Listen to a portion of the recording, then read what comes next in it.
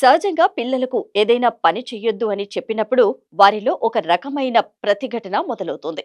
ఆ మొండితనాన్ని తగ్గించడానికి ఈ మార్పులు చేయండి. ఆటోమేటిక్గా పిల్లల్లో మొండితనం తగ్గుతుంది. పిల్లలను టీవీ, మొబైల్ చూడొద్దు అని చెప్పే బదులు పద మనం కాసేపు బయట ఆడుకుందాం, ఈ బొమ్మ గీద్దాం అని వారితో పనిలోకి మళ్లించండి.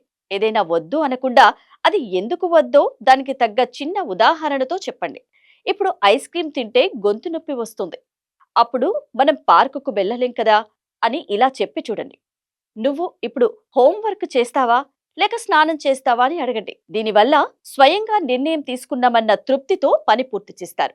సాధారణంగా పిల్లలకు పరిగెత్తకు అని చెప్పే బదులు నెమ్మదిగా నడువు అని చెప్పి చూడండి. అరవద్దు అనే బదులు కాస్త మెల్లగా మాట్లాడు అని చెప్పడం వల్ల వారికి ఏం చెయ్యాలో స్పష్టమైన సూచన అందుతోంది. ఒక్కోసారి పిల్లలు మొండిగా వ్యవహరిస్తున్నప్పుడు వారి వెనుక ఏదైనా అసహనం లేదా అలసట ఉండవచ్చు. నీకు ఏదైనా ఇబ్బందిగా ఉందా, ఎందుకలా చేస్తున్నావో చెబితే నేను నీకు సాయం చేస్తాను అని చెబుతూ వారి భావాలకు విలువ ఇవ్వండి. దీనివల్ల వారికి మీపై నమ్మకం పెరిగి మీరు చెప్పిన మాట వినడానికి ఇష్టపడతారు.